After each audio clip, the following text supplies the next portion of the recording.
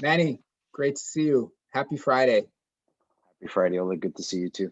It's frigid cold out there. I hope you're staying warm. Oh yeah, I hope everybody's staying warm. It's bitter cold out there. Bitter cold for sure. We finally reached the winter season in Toronto. Very excited to be doing the second episode. I want to thank everybody who's provided some feedback to our inaugural episodes. It's really, really great to hear people's perspective. And I just want to say that this video cast is really meant to represent the FC community. I have the unique opportunity to speak on their behalf. So please, guys, if you have questions or ideas or feedback, please share that feedback with Manny or myself. The whole idea is to provide us an opportunity to speak with Manny and ask him questions, which we usually have in class. But now that we're all stuck inside, let's use this channel to ask questions and better understand the teachings. Today's topic is really dear to me. I'm a big fan of the short stick. I know you are too, Yeah, Manny. So yeah, maybe let's get to it. yeah. Sure. No. So I was like all things. Like on the weekend, I was just thinking about the things I wanted to show everybody, and I realized, well, I've stayed away from the show. I don't know, not deliberately, just usually when we're teaching every day, these things come up, but now that there's not that consistency, so I said, okay, let's start with the short stick, and I realized um, before I make a lesson plan, I actually play with those things like a stick or a knife, whatever I'm showing, and I kind of see where my inspiration is with it, and I realized that there's a lot of fundamental aspects of the stick that are missing. There's a lot of like uh, psychological, mental, physical, spiritual aspects that need to be covered. And it's easy to say, okay, let's just show a technical aspect, but then we're missing a whole other part of it. I don't like showing things like that. I kind of show it as one piece, and as the questions appear, they appear. So the the stick, if we the best way to see a stick or any weapon, but a stick especially, is that it is communicating to everybody your level of relaxation. So it's almost like a barometer of your tension. So if you're angry or upset or tense, you'll see it in the movement of the stick. So that's why it's very important with any weapon, whether it's knife, gun, stick. It's good that you do something that shows uh, your level of comfort with it first before you see it as a weapon. So if it were a gun, maybe I would clean my gun before I shot it. Maybe like see how easily I put it together and clean it and take care of it, like before or do I just pick it up and it's only a weapon for me, or do I just enjoy the whole process, right? Same would be with a knife, same would be with the stick, right? So the way I structure the classes, and again, it's super important that people listening and watching understand that these podcasts will make a lot more sense if you're doing the classes. Like if as a standalone, it'll be difficult because a lot of we pull a lot from the classes that I taught, right? So the And, the and way if you don't mind, I'll add to it. It was also really interesting to see the difference in how you approach the stick work in terms of the class you taught on Monday, and how Michael taught the class on Wednesday, and then how the kids class came together. yeah, I also really loved the video that you shared working with a shovel. For me personally, I wasn't there for the Monday class, so I watched the Monday recording class. I train on my own. Again, highly recommend people use the videos that are recorded. And the short video you shared of you working with a shovel really put things together with me. So we'll get to that in a bit. But maybe before we get into the specificity, as it relates to the short stick, I understand your teaching around the short stick in three segments, right? The short stick as a training tool, the short stick as a weapon, and then the short stick as a health benefit tool, which is somewhat different from a training tool. So maybe let's yes, go through them one by one. Let's talk yeah. about the short stick as a training tool. So, well, as a training tool, it's so obviously it's a stick, it's a weapon, right? So it's hard and you can hit with it. There's no doubt. And as a as a training tool, it gives you the perfect distance, a visual, because a lot of times say, well, this is punching distance, this is kicking distance, this is throwing distance, right? This short stick represents the distance at which you can get punched. So if I start swinging the short stick at you, you can step out of the way. That means you can step away from my punches, right? That's roughly the length of most short sticks, right? Now, okay, there comes a point where a sword becomes a knife, becomes a machete, becomes a sword, becomes a spear. I mean, I've seen some people show me a knife that was a sword in my eyes. I'm sorry. Like we got to draw a line, right? I think you can think of a short stick like a machete or a short shovel, like anything in that realm is the same thing, right? There's a nice whip I have that's a perfect distance that it's not so whippy. It's more harder, right? That wolf whip. That's the same thing. It's the same idea, right? It's a length as well. Like it can also represent a length, So if you right? were to recommend kind of a brief buying guide, I mean, I bought my short stick at Home Depot, and I love it. It's thick, it's rather heavy, but is there something that you would say stay away from, or if somebody out there is trying to, get themselves a stick, what are sort of the 2 or 3 characteristics you would look for? So if I had to get like a training stick, so something that, well, like inexpensive, and you just go to Home Depot. You can buy the long one and cut it in half, and you have two, so it's fine too. Those are totally fine. I And find them about a arm's little length, right? You said. about your own arms length. Yeah, think of your own arms length. That's probably your best bet. Yeah. And you'll see it feels like your arm. Like you'll put it in your hands, you're like, it feels like my arms, right? It's really interesting how that works. And so, but if you had to pick like an ideal stick, I would go to like a woodsmith or whatever, the guys that specialize in the guys that work with wood, and get one made of a nice wood, like a redwood, like something harder, right? Like a mahogany. So I'm not sure if mahogany is hard. Anyway, one of those, a redwood for sure is hard. And it just feels nice in your hand. It's not that you want to crack somebody in the head. It's that when it's in your hand, it feels nice, Mm. right? Like I always tell people, the good target rifles, the good target bows are heavy because you can feel them, right?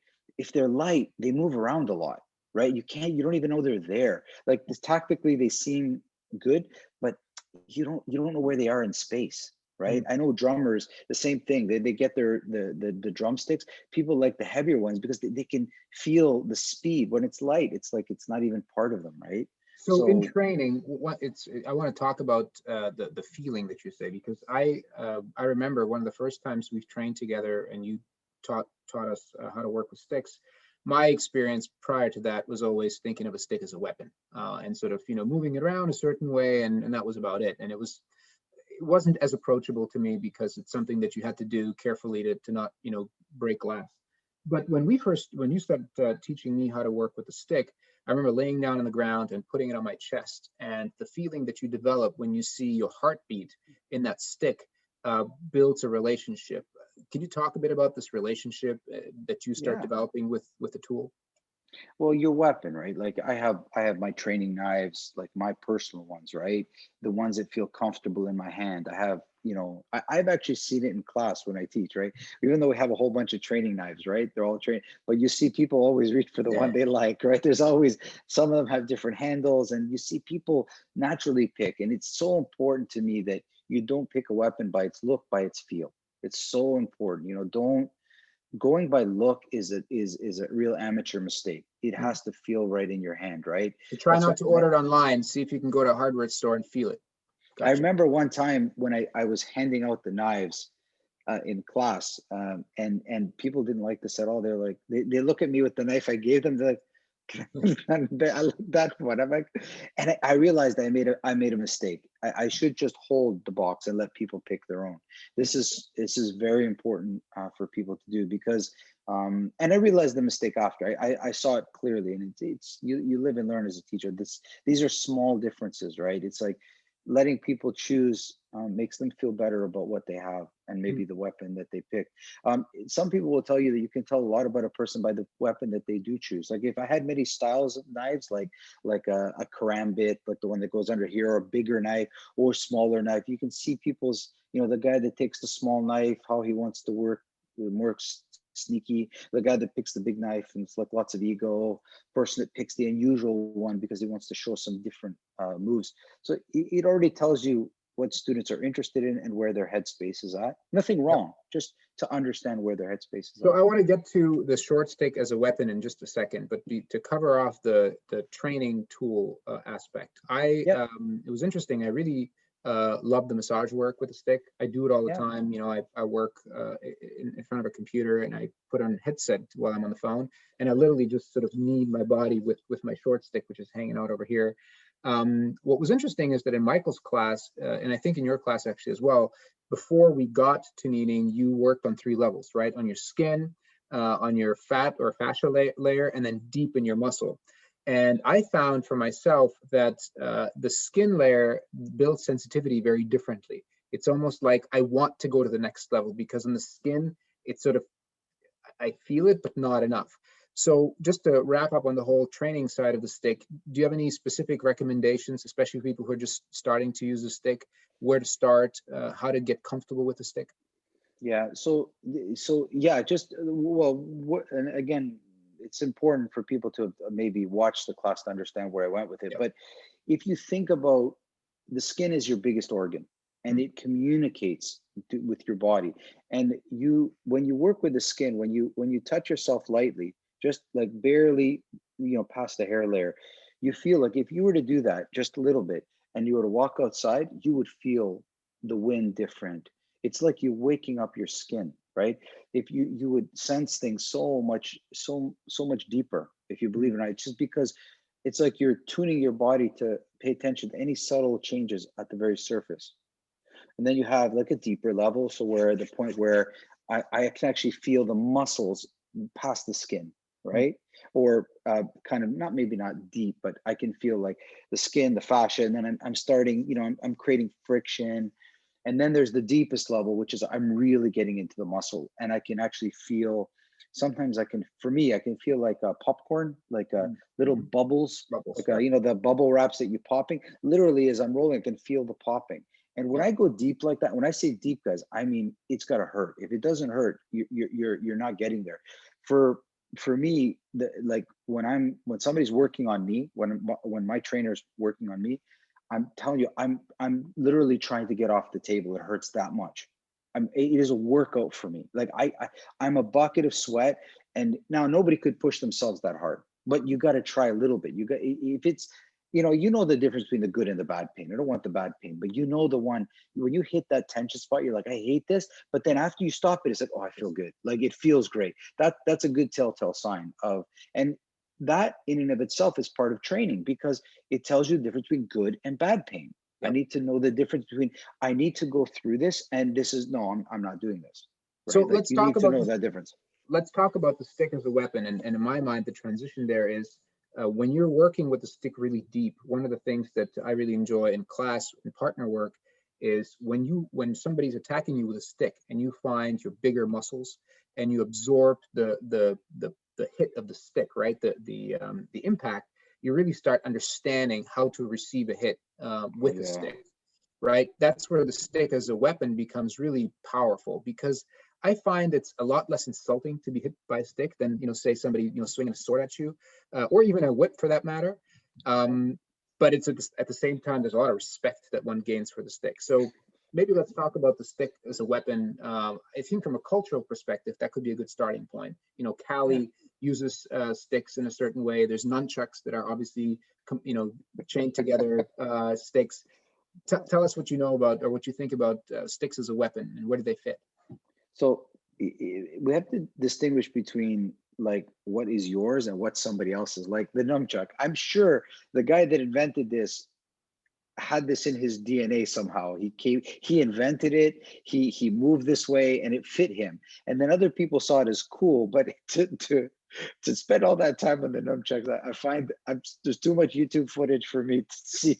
Says the opposite. I'm like, yeah, I'm not going to do that. But the short stick is it's just practical. It's a practical weapon. It just you find it. You can break a broomstick in half. I mean, there are things like this. So me telling you how to swing it is or how to use it is really no good. And I'll tell you why. Because if you study something from a tactical, so in other words, ABCDE, and you study, that means you can be beat. That means I can study how to beat you. Okay. That's what makes a careless person, that's what makes somebody that doesn't know martial arts so dangerous, Mm. because they have no clue. I'm not worried about a guy that's trained with a gun. He knows what he's doing. It's a guy that's completely ignorant that scares me the most. No training whatsoever. Unpredictable, hugely explosive situations because they don't know what they're doing. So, but if I could harness that unpredictability as part of my own, so if I move, because only I know how I move, okay, then that means I need to study less about tactical and study more to be comfortable with this weapon. Mm.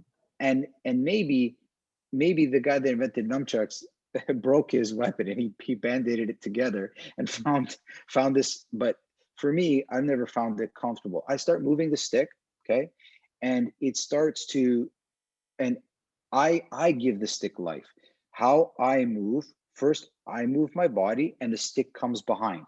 I move my body and the stick comes behind. I never let the stick take charge first.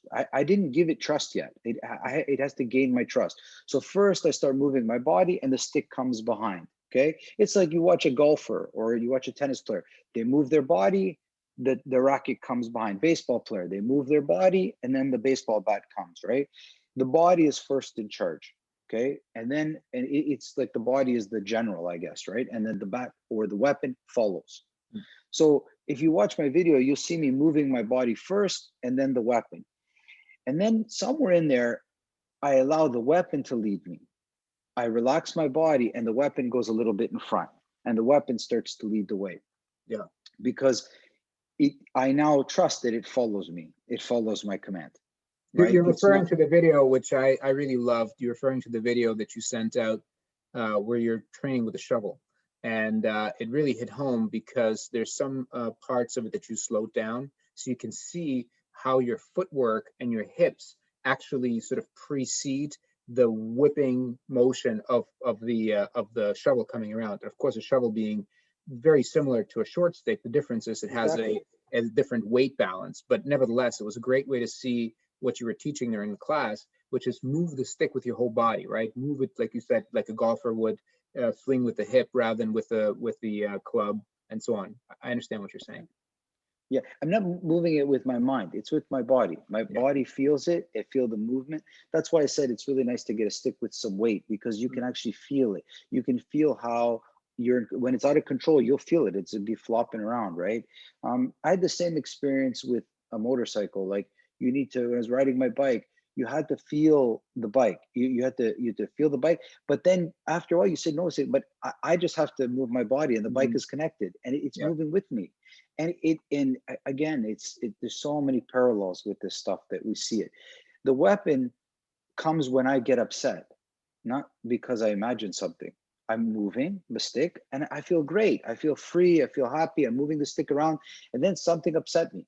That's what happens in real life. Like I study punches and kicks, but I'm not pretending to be mad or pretending there's an attacker. I study punches and kicks, and then then the person upset me, and I have now I have a target to focus on. Yeah. That's So all I have. this is an interesting point because the most frustrating part of the stick work this week and in general is precision, right? When you were showing how, find a point on the wall and bring your stick to this point with from different angles. And I've been working with a stick for years now, and let me tell you, this frustrates the hell out of me because A, I understand the exercise. B, I understand my lack of precision, sometimes too much. And C, it somehow negates this idea that you just need to practice it is the bottom line. So do you want to talk for a couple of minutes about precision? Yes, yes. So the way I structure the class is first I give you freedom. So I let you move, and I don't want you to see a weapon. Move the stick around. It should feel from your arms, then from the body, and then you give it permission, and you start to work with the weapon. And those are great, like just as a general. But then, so a weapon or anything like this needs to be given freedom first, Mm. and then you start to say, okay, but now if I need it to be precise, Mhm. if I needed to be precise, right? How would I do it, right? And then you pick a spot. You say, okay, like that, and your hand goes to it.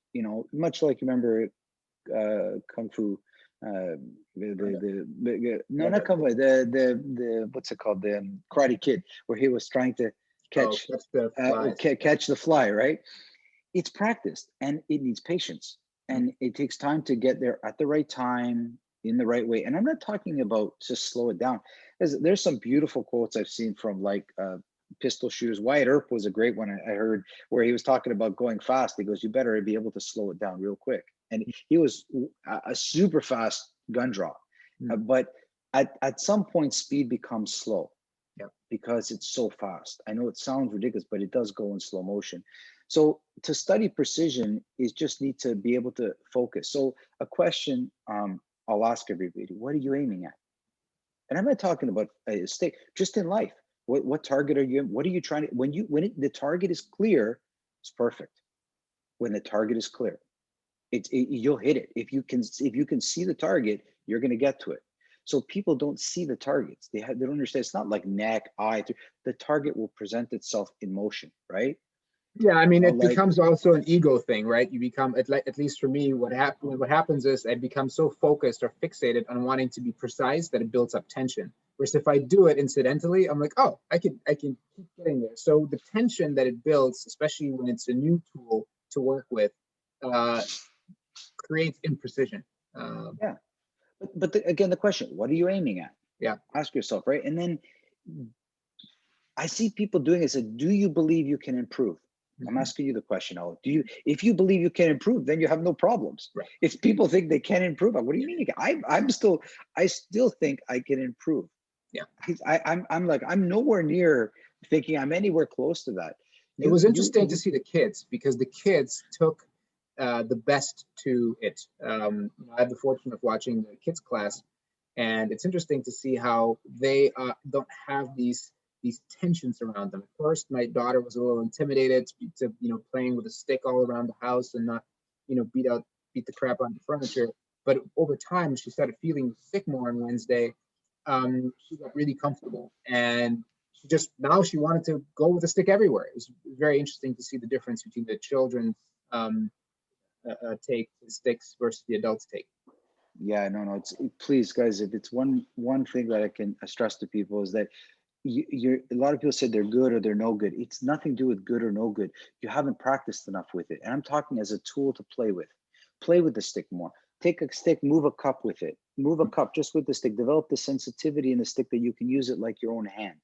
Yes. That you can massage yourself, that you can fix something, you can hammer something in with it and look at it. And then allow yourself the permission to get upset and utilize this tool because you're comfortable with it.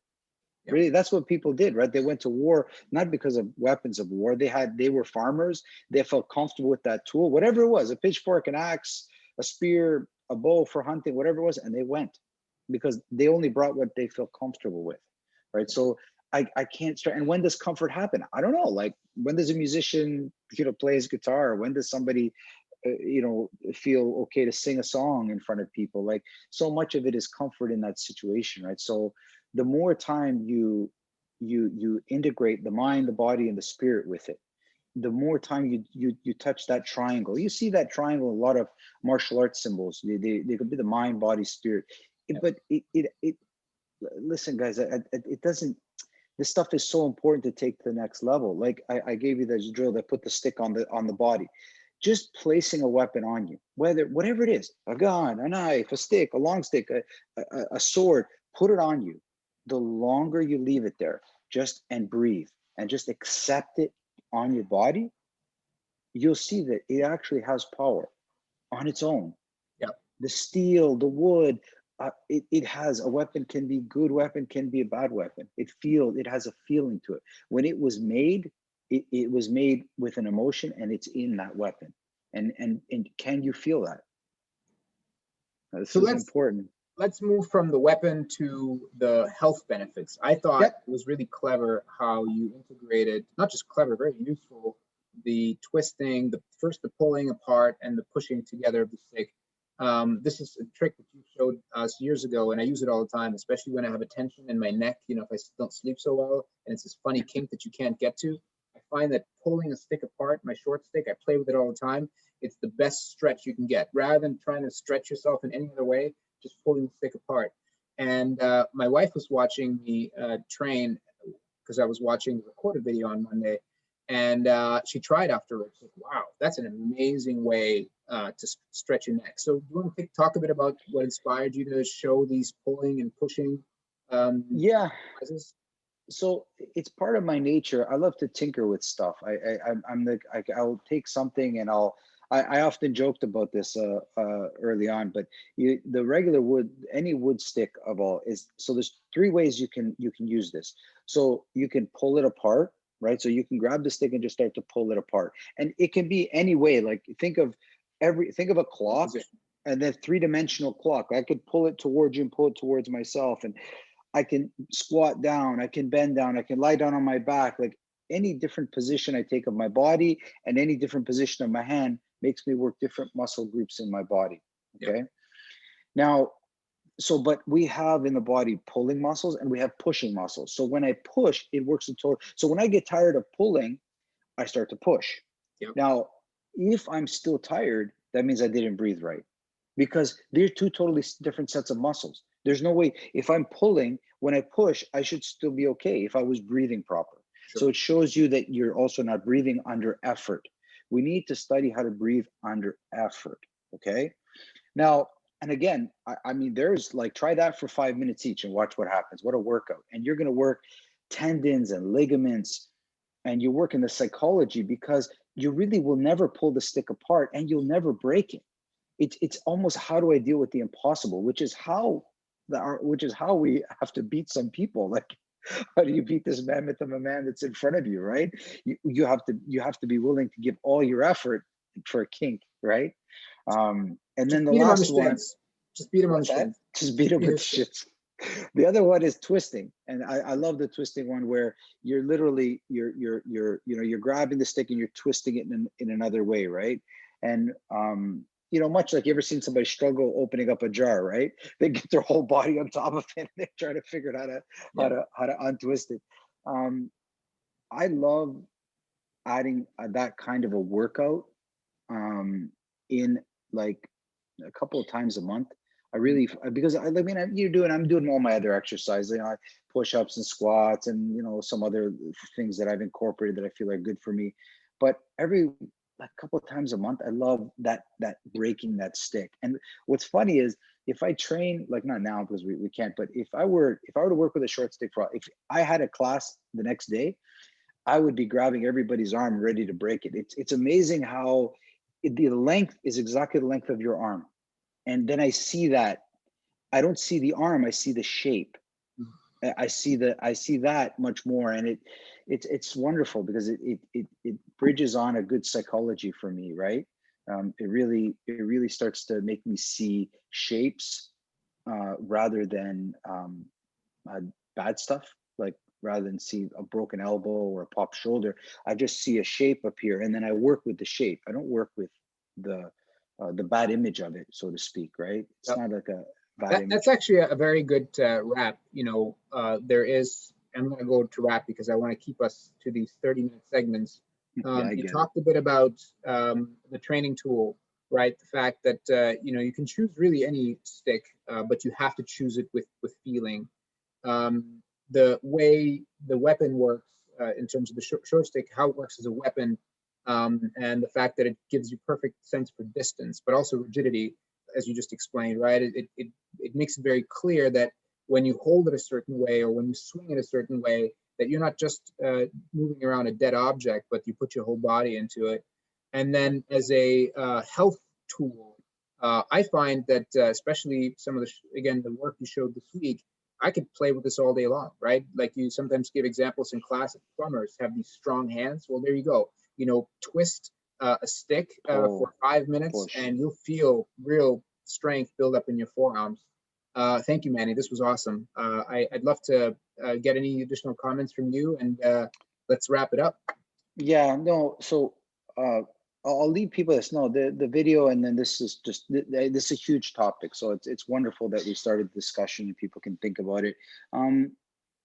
The idea here is big questions. As people are training, ask yourself some questions. Do you feel that you can improve? Which is one of the questions I asked you. This is an important one. The other one is, are you able, when you realize something is of no value to you, are you able to give that up quickly?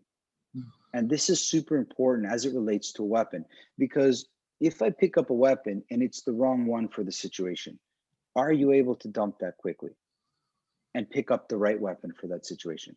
And it could be the same. Like if I'm yelling at you and I realize, something bad has happened to you, and I realize in the middle of this conversation that I'm wrong? Am I able to apologize quickly? Or do I just keep hammering along and say, oh, well, too bad, you'll get over it, so to speak? Are you able to do that? Are you able to dump the weapon quickly that you've picked up wrong? Are you able to use? So if I whack somebody wrong, do I know how to use that weapon to say sorry? That exact weapon, can I say sorry with it? Right? You know, it's very, remember I showed a class to them how to punch somebody very hard and right away to say I'm sorry with your hand.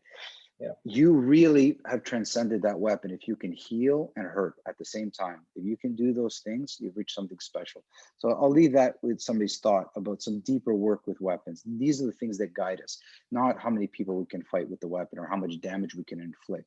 It's how much mastery can we show through that tool to everybody. Can we show everybody our mastery through that tool? So dump the things that are no good, keep the things that are good for you, and give us feedback, guys. Really No, appreciate that's with very deep. questions. That's very deep. I think the one takeaway I'll share with everybody is just play with it. I see how much progress Aram has made playing with the stick this last couple months.